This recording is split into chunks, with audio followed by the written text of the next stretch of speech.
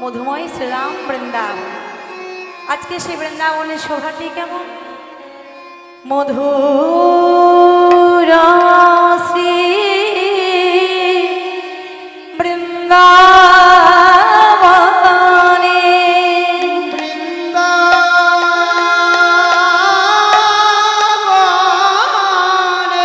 শ্রী শ্রী ব্রজা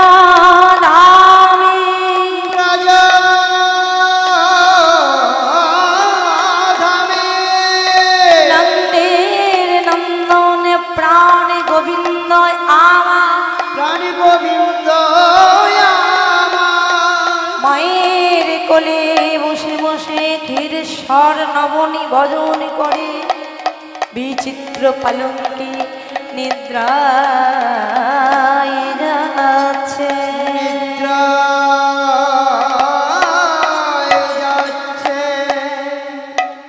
মাধুর্যমণ্ডিত মধুময় শ্রীরাম সেই বৃন্দাবন।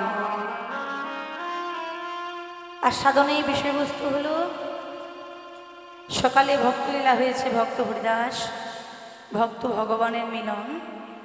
এখন গাইব শ্রীকৃষ্ণের সেই বাল্যলীলা, 7 বছর বয়সে যে লীলা করেছিলেন শ্রীকৃষ্ণের সেই বাল্যলীলা কালীয় দমন। কালীয় নাগ পূর্বজন্মে কে ছিলেন? কালীয় নাগ কি এমন কুকর্ম করেছিল যে তাকে নাগ জাতিতে জন্মগ্রহণ করতে হয়েছে? আর কি এমন সুকর্ম করেছিল যে গোবিন্দ চরণ যোগী ঋষি মুনি তপ জপ করে পায় না, সেই চরণ মস্তকে পেয়েছে? তার যে কি তাৎপর্য, এখন সেটাই একটু ছোট্ট করে আস্বাদন করব। কালীয় নাগ পূর্বজন্মে কে ছিলেন? কালীয় নাগ ছিল চন্দ্রধ্বজ রাজা। অতি ভক্তি পরায়ণা ছিলেন তিনি। তাহলে সেই চন্দ্রধ্বজ রাজাকে নাগ জাতিতে জন্মগ্রহণ করতে হলো কেন?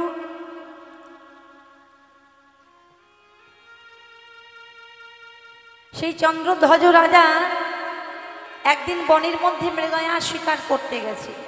মৃগয়া অর্থাৎ হরিণ শিকার। আর হরিণ শিকার করতে গিয়ে হঠাৎ করে গভীর জঙ্গলে যেই না প্রবেশ করেছে, তার নাসিকার মধ্যে পচা দুর্গন্ধ প্রবেশ করেছে। আর যেই পচা দুর্গন্ধ প্রবেশ করেছে, সাথে সাথে তার প্রজাদেরকে ডেকে বলছে, কে কোথায় আছিস? দেখ তো কোথা থেকে এত দুর্গন্ধ আসছে। সেই প্রজা ঘুরতে ঘুরতে ঘুরতে ঘুরতে দেখে যে একেবারে মধ্য জঙ্গলে একটা ছোট্ট কুড়ে ঘরে বাস করে আছে একজন ব্রাহ্মণ, যার নাম কিনা অগস্ত্য মুনি। সেই মুনির গোটা শরীর পুঁচ রক্ত গলিত কুষ্ঠ হয়ে গেছে, অজস্র পোকা কৃমি কিলবিল কিলবিল করছে। আর সেই পচা দেহ থেকে এত দুর্গন্ধ গোটা জঙ্গলময় প্রবেশ করেছে।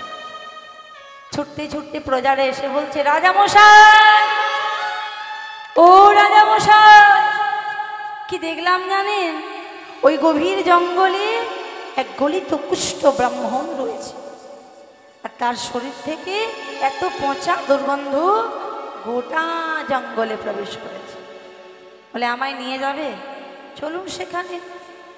রাজামশাই সেই গভীর জঙ্গলের ভেতরে প্রবেশ করে যেখানে অগস্ত্য মুনি আছে সেখানে এসে দেখছে যে সত্য সত্যি গলিত কুষ্ঠ একটা দেহ।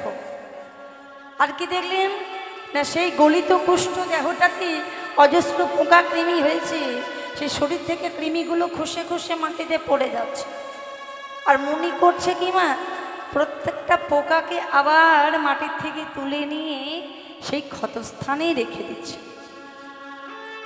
রাজা দূর থেকে দর্শন করে বলছে, ছি ছি, তোমার লজ্জা করে, তোমার ঘৃণা লাগছে না? হ্যাঁ মুনি, তোমার শরীর গলিত কুষ্ঠ পুঁজ রক্ত হয়ে গেছে, অজস্র কৃমি কিলবিল কিলবিল করছে, সেই কৃমিগুলো তোমার ক্ষতস্থান থেকে পড়ে যাচ্ছে। আর তুমি করছো কি, সেটাকে তুলে আবার ক্ষতস্থানে রেখে দিচ্ছ।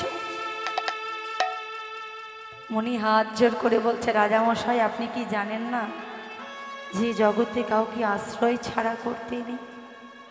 আজকে যদি আমি কাউকে আশ্রয় ছাড়া করি, কালকে যে আমাকে আশ্রয় হারা হতে হবে। ও এই শরীরের অবস্থা, তারপর মুখে আবার বড় বড় কথা। দেখো তোমার অবস্থা, আমি কি করি, এত দুর্গন্ধ আমি আর নিতে পারছি না, তার জন্য তোমাকে আমি আশ্রয় ছাড়া করব। যেই বলেছে রাজামশাই যে তোমাকে আশ্রয় ছাড়া করব, মনে করেছে কি রাজামশাইয়ের কাছে হাত জোর করে বলছে, না না আপনি কাজ করতে পারেন না, আমি এখন কোথায় যাব? এই গলিত কুষ্ঠ দেহ নিয়ে আমি কোথায় যাব রাজামশাই? না না আমাকে এভাবে কষ্ট দেবেন না। রাজার সেই কঠোর দেহ কোনো কিছুই শুনছে না গো। প্রজাদেরকে বলছে, এই দেহটাকে টানতে টানতে নিয়ে গিয়ে জঙ্গলের বাইরে করে দিয়ায়। প্রজারা সেই দেহটিকে ধরে টানতে টানতে নিয়ে জঙ্গলের বাইরে করেছে। চিৎকার করে মুনি বলছে, রাজামশাই আমি আপনাকে বারবার করে বললাম যে আমাকে আশ্রয় ছাড়া করবেন না। আপনি যে কারণে আমাকে আশ্রয় ছাড়া করলেন, এই আমার মতো দশা কালকের পর থেকে আপনারও হবে। রাজামশাই আপন গৃহে চলে এসেছে, আর পরের দিন সকাল থেকে শুরু হয়ে গেল সেই গলিত কুষ্ঠ পচা দেহ। রাজা নিজের শরীর দিকে চাইছে, নিজেই চিনতে পারছে, হাতগুলো বেঁকে বেঁকে যাচ্ছে। রাজামশাই নিজের শরীর দিকে চেয়ে বলে, কি কি হচ্ছে আমার শরীরে, কি হচ্ছে, কেন আমার হাত পা কাঁপছে, কেন আমার হাত পা যে বেঁকা বেঁকা হয়ে যাচ্ছে, সোজা হচ্ছে না কেন? বেঁকা হতে হতে তার শরীরও সেই কুষ্ঠ রোগে জর্জরিত হয়ে গেল, একেবারে হাত মুঠো হয়ে গেল। রাজা সোজা হয়ে দাঁড়াতে পারে না, ভালো করে চলতে পারে না, কথা বলতে পারে না, হাত বাঁকা, মুখ বাঁকা, পা বাঁকা। কত মুনি ঋষি যোগী কত পরামর্শ দিল, কিন্তু কোনোটাতে কোনো লাভ হলো না। নারদ মুনি এসে বললেন, শোনেন রাজামশাই, আপনার একটা কাজ করলে এই গলিত কুষ্ঠ দেহ থেকে আপনি উদ্ধার পাবেন। বলো কি কাজ? সেই জঙ্গলে অগস্ত্য মুনির চরণামৃত যদি আপনি পান করতে পারেন, তাহলে আপনার সেই গলিত কুষ্ঠ পচা দেহ ঠিক হয়ে যাবে। হরি বল, হরি বল। পরের দিন সকালবেলায় একটা স্বর্ণ পাত্র নিয়ে চলে এলেন জঙ্গলে, আর জঙ্গলে এসে মনিকে বলছে, ও মনি দাও না গো, তোমার চরণামৃত দাও। ওই নারদমণি বলেছে তোমার চরণামৃত পান করলে নাকি আমার এই গলিত কুষ্ঠ রোগা শরীর ঠিক হয়ে যাবে, আমি ভালো হয়ে যাব, দাও না গো। যেই না অগস্ত্য মুনি তার চরণ দুটি জলের মধ্যে ডুবিয়ে দিয়েছে, সেই জলে রক্ত, পুঁচ, পোকা কিলবিল কিলবিল করতে লাগলো। রাজা মনে মনে করছে, ছি এগুলো আমি কি করে পান করব? বাড়িতে নিয়ে গিয়ে রেখে দিই, জলটা একটু স্থির হয়ে গেলে পোকাগুলো নিচে পড়ে যাবে, আর আমি তখন সেই জল পান করে নেব। বাড়ির মধ্যে এসে রেখে দিয়েছে, কিন্তু পোকা আর থামছে না, রক্ত, পুঁচ, পোকা একেবারে জলের মধ্যে কিলবিল কিলবিল করছে। করলেন কি, রাজামশাই জলটা পান করতে গেলেন মুখের সামনে, আর পান করতে গিয়ে বলছে, ছি না, তো আমি পান করতে পারবো না, এই জলের মধ্যে কত রক্ত, কত পুঁজ, কত কৃমি, না না না না, আমি পান করতে পারবো না। কি করলেন, নাসিকায় ঘ্রাণ করে মস্তকে ঠেকিয়ে নিলেন। যেই না ঠেকিয়ে নিয়েছে, সেখানে সাথে সাথে বিরাজ করলেন কি না সেই অগস্ত্য মুনি। চিৎকার করে বলে, রাজামশাই এত অহংকার আপনার মনের মধ্যে, আপনি আমার পাদদোক এনে আমাকে অপমান করলেন, আমার পাদদোক আপনি পান না করে নাসিকায় ঘ্রাণ করে ঠেকিয়ে দিলেন। যেহেতু আপনি পান করলেন না, তাই আমি আপনাকে অভিশাপ দিলাম যে আপনাকে খল জাতিতে জন্ম নিতে হবে। হরিবল হরিবল। আর যেহেতু নাসিকায় ঘ্রাণ করে মস্তকে ঠেকিয়েছেন, সেহেতু আমি আপনাকে আশীর্বাদ করলাম যে গোবিন্দ চরণ যোগী ঋষি মুনি পাই না, সেই গোবিন্দ চরণ একদিন আপনি আপনার মস্তকে পাবেন। সেই চন্দ্রধ্বজ রাজা কালীয় নাগরূপী জন্মগ্রহণ করেছে। আর কালীয় নাগরূপী জন্মগ্রহণ করে বাস করছে কোথায়? ওগো কালিন্দিরা এখনো হে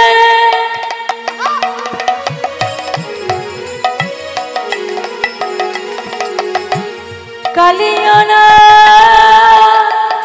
রহে রহে। ওই কালিন্দিরা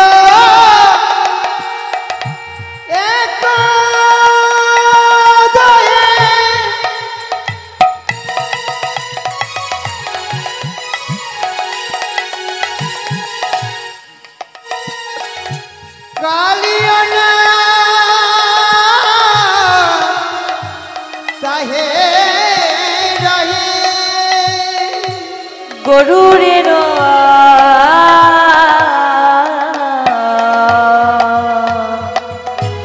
ভয়ে ভীত হইয়া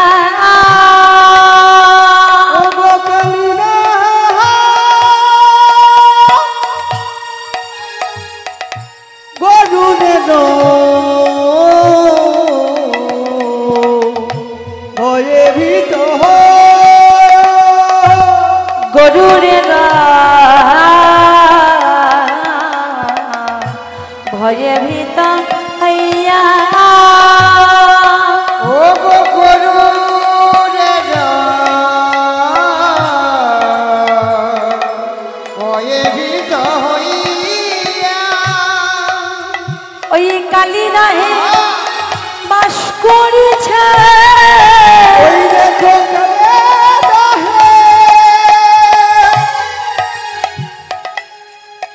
ওগো বাস করিছে। ওই গরুরের ভয়ে ভীত হয়ে সে যে কালী রাহে বাস করেছে। ওই গরুরের ভয়ে ভীত হইয়া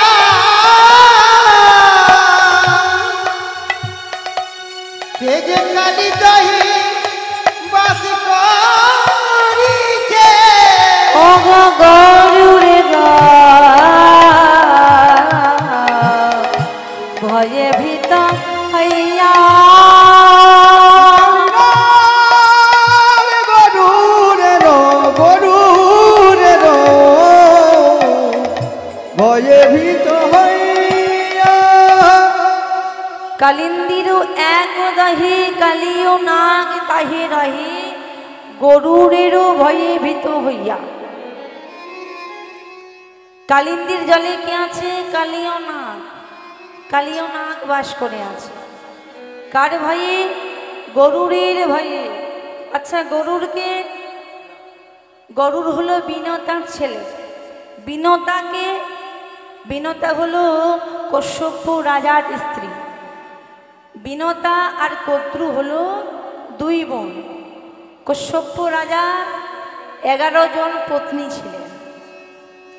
তা যাদের দেখবেন 2 কি 3টে বিবাহ করে যে বাবারা বা পুরুষ জাতিরা, দেখবেন সব থেকে যে পরে আসে তাকে বেশি ভালোবাসে। আর সব থেকে রাগান্বিত হয়, ঝগড়ুটে হয় কে বলুন তো?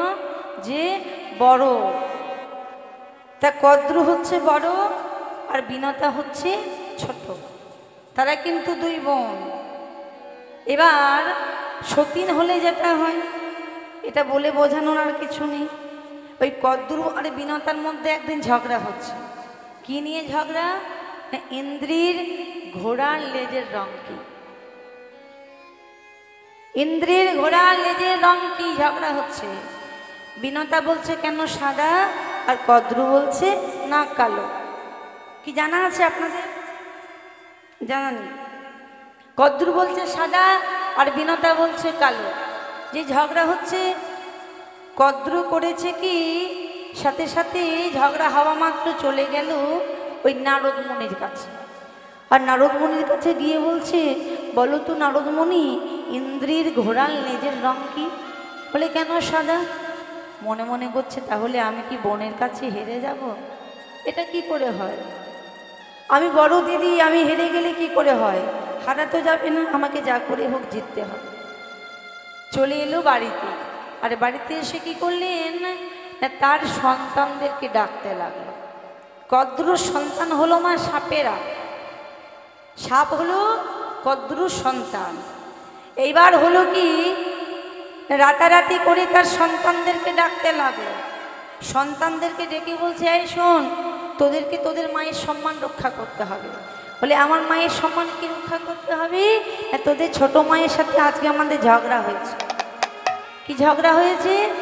ইন্দ্রের ঘোড়ার লেজের রং কি, সাদা নাকি কালো? বলে বলো মা কি করতে হবে? বলে শোন বাবা, তোরা যত যত কালো কালো সাপ আছিস সব প্রত্যেকে ওই কালকে ভোরের বেলায় ইন্দ্রের ঘোড়ার লেজের মধ্যে একটা একটা করে জড়িয়ে পড়ে। তোদের ছোট মা বলেছি ইন্দ্রের ঘোড়ার লেজের রং সাদা, আর আমি বলেছি কালো। সত্য সত্যি হলো সাদা। এবার যদি জানতে পারে যে সাদা, তাহলে আমি ছোট হয়ে যাব। তাই তোদেরকে মায়ের সম্মান বাঁচাতে হবে। সাপগুলো করেছে কি না, ভোরের বেলায় ওই ইন্দ্রের ঘোড়ার লেজের মধ্যে প্রত্যেকটা কালো কালো সাপ একটা একটা করে জড়িয়ে পড়েছে। এবার যখন ওই রাস্তা দিয়ে ইন্দ্রের ঘোড়া পেরিয়ে যাচ্ছে, কদ্রু আছে আর বিনতাও আছে। কদ্রু দেখে বলছে, এই বিনতা, ওই চেয়ে দেখ, ইন্দ্রের ঘোড়ার লেজের রং কালো। বিনতা দেখছে সত্য সত্যিই তো, আমি আগে জানতাম না সাদা, আমি সাদা দেখেছিলাম, তাহলে হয়তো আমি ভুল দেখেছি। দু একটা মানুষ আছে না, দু একটা মেয়েরা আছে না ঝগড়ুটে, দেখবেন ওই মুখের জোরে সত্যিটাকে মিথ্যা বানিয়ে দেয়, হয় না? এই কুটিলার মতো। বিনতা হচ্ছে সাদা সিধে, হচ্ছে হবে হয়তো, তাহলে কালো। বলে বলো তোমার কথা দিদি সত্যি হয়েছে, তাহলে আমাকে কি করতে হবে? বলে 1000 বছর তোকে আমার দাসী বৃত্তি করে কাটাতে হবে। বলে আমার দাসী বৃত্তির কি কোনোদিনও মুক্তি হবে না? বলে হবে। কবে? যেদিন তোর সন্তান স্বর্গ থেকে সুধা এনে আমার সন্তানদেরকে খাওয়াবে, সেদিন তোর মুক্তি হবে। বিনতার তখনও পর্যন্ত কোনো সন্তান হয়নি, সবে মাত্র 2টো ডিম্ব প্রসব করেছিল। শুরু করলো সেদিন থেকে ভোলানাথের ধ্যান। ওম নমঃ শিবায়, ওম নমঃ শিবায়, ওম নমঃ শিবায়, ওম নমঃ শিবায়। সমনে সমশেষ গুণ গুণহীনমহি শরণাভরণ প্রণনিন্দিত দুর্জয় ব্যক্তকুল প্রণমামি শিবম শিবকল্পতর। ওম নমঃ শিবায়, ওম নমঃ শিবায়, ওম নমঃ শিবায়, ওম নমঃ শিবায়। সমনে সমশেষ গুণ গুণহীনমহি শরণাধরণ প্রণনিন্দিত দুর্জয় ব্যক্তকুল প্রণমামি শিবম শিবকল্পতর। ওম নমঃ শিবায়, ওম নমঃ শিবায়, ওম নমঃ শিবায়। এইভাবে যেই না ভোলানাথের ধ্যান করেছে, ধ্যান করার সাথে সাথে ভোলানাথ সন্তুষ্ট হয়ে বলছে, বলো কি বার চাও? বললেন, আমি সন্তান চাই। তথাস্তু। যে 2টো ডিম্ব আছে, সেই 2টো ডিম্ব থেকে তোমার সন্তান হবে, আর সেই সন্তান তোমার দাসী বৃত্তির মুক্তি ঘটাবে। এবার বিনতা দেখছে ডিম্ব তো ফাটছে না, মানে সন্তান হচ্ছে না। 500 বছর অপেক্ষা করার পর একটা ডিম্বকে লইয়ে মাটির মধ্যে আছাড় মেরে ফাটিয়ে দিয়েছে। যেই ফাটিয়ে দিয়েছে, সেই ডিম্ব থেকে জন্ম হলো কার? অরুণের, যাকে আমরা চোখে দেখতে পাই না, যাকে আমরা সহজ কথায় বলি বাতাস, তার এক নাম হলো অরুণ। সেই বিকলাঙ্গ মূর্তি জন্ম নিয়ে মাকে বলছে, মা ও মা, তুমি কেন আমাকে এইরকম অবস্থায় জন্ম দিলে মা? এই বিকলাঙ্গ যন্ত্রণা কি করে নিয়ে সহ্য করবা? মা বলছে, বাবা, যেমন কর্ম তেমন ফল, সেটা আমরা সকালে আস্বাদন করেছি, যে জন্ম হোক যথাতথা, কর্ম হোক ভালো, আর অহংকারে অন্ধকারে জেলে দিয়ে বল। বলছে, তুমি যেমন কর্ম করেছো বাবা, তোমার ফল তোমাকে ভোগ করতে হবে, এর জন্য কিন্তু আমি দায়ী নই। তবে শোনো মা, ঠিক আছে, আমি তো তোমার দাসী বৃত্তির মুক্তি ঘটাতে পারলাম না, আরেকটা যে ডিম্ব আছে সেখান থেকে জন্ম হবে আমার দাদা গরুরের, আর সে তোমার দাসী বৃত্তির মুক্তি ঘটাবে। এবার হলো কি, সেই 500 বছর পর আরেকটা ডিম্ব থেকে জন্ম হলো গরুরের। গরুরের যেই না জন্ম হয়েছে, জন্ম হওয়ার পর যেই জানতে পেরেছে যে তার মা 1000 বছর ধরে দাসীবৃত্তি করেছে কি না, তার পাখনা দিয়ে প্রথমে সূর্যকে আড়াল করে রেখেছে। যখনই সূর্যকে আড়াল করে দিল, তখন কি হলো? অন্ধকারে পরিণত হলো, আর আলো হচ্ছে না, মানে দিনের বেলা হচ্ছে না, পুরো রাত হয়ে আছে, অন্ধকার হয়ে আছে। দিনের বেলা, সকালবেলা না হলে, সূর্য না উঠলে দেবতাদের পুজো হবে না। দেবতারা ধ্যানে বসলেন, যে কাজ করেছে কি, ধ্যান যোগে জানলেন এ কাজ করেছে গরু। গরুরকে ডেকে বলছে, বলো গরুর, তোমার কি চাই? তুমি এমন কাজ কেন করেছো? গরুর বলছে, শোনেন আমি কেন করেছি। আমার মা 1000 বছর ধরে দাসীবৃত্তি করছে, আমি সেই দাসীবৃত্তির মুক্তি ঘটাতে চাই। বলে, শোনো, দাসীবৃত্তির মুক্তি ঘটাতে হলে তোমাকে যুদ্ধ করতে হবে। কার সাথে? যেখানে সেই সুধা আছে। সুধা আছে কোথায়? না দেবরাজ ইন্দ্রের কাছে। ইন্দ্রের সাথে যুদ্ধ করতে হবে। শুরু হয়ে গেল সেই ভয়ঙ্কর যুদ্ধ।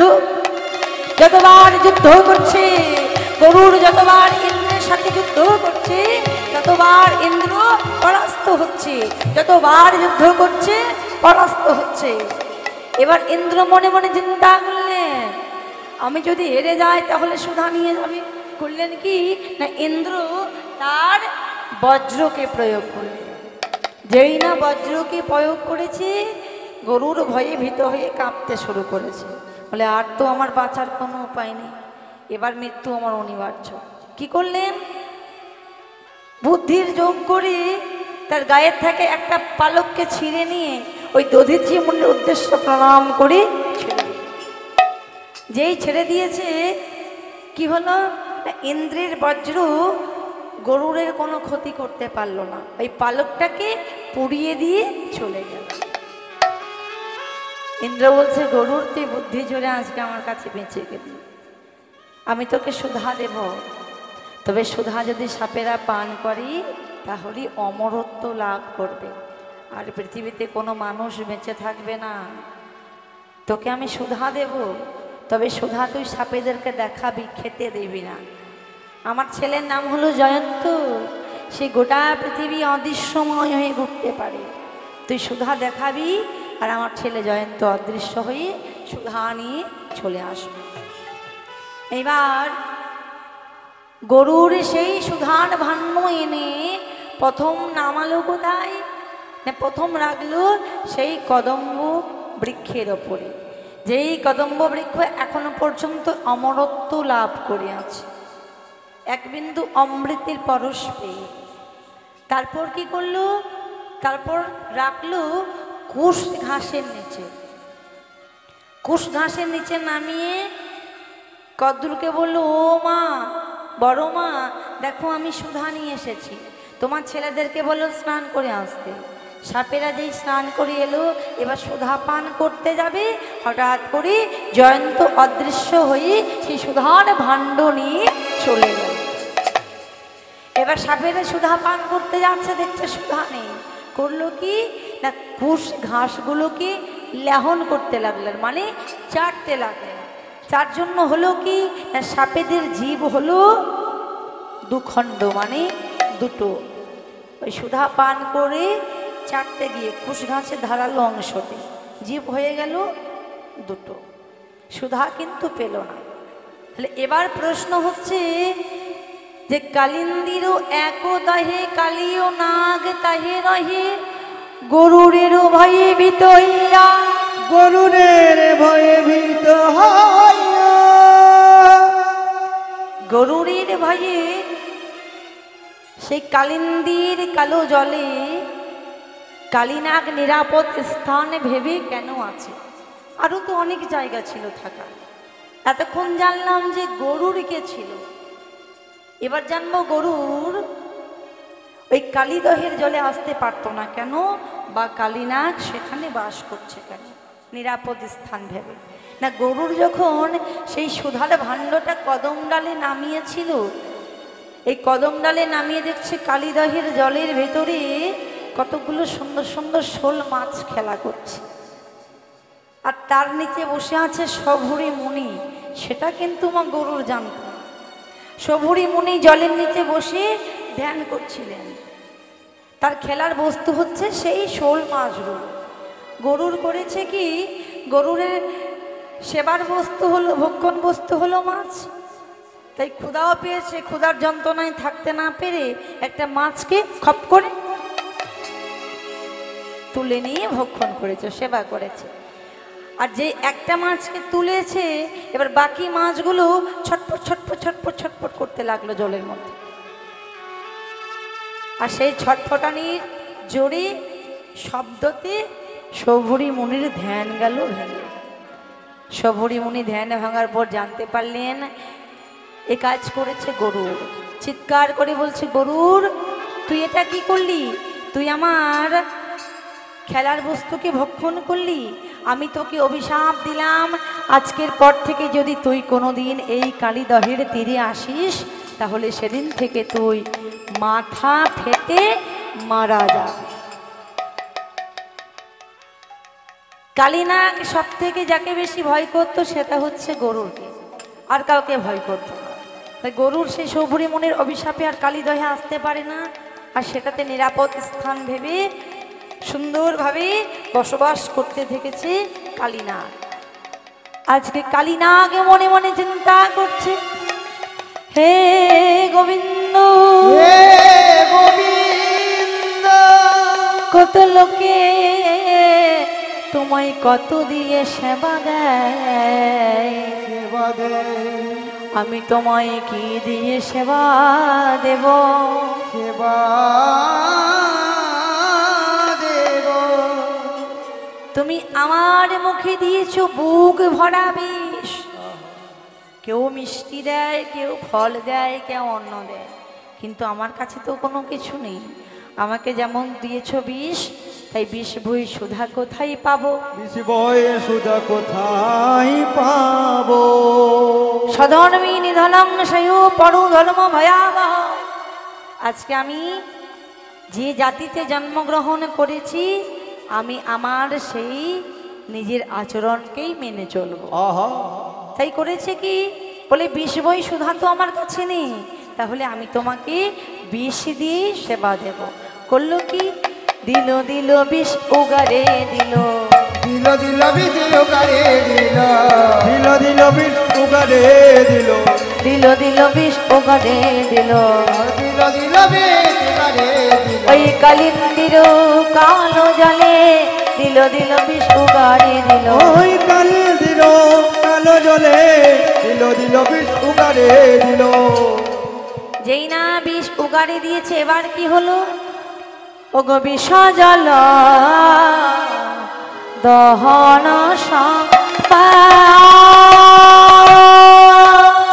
ও গো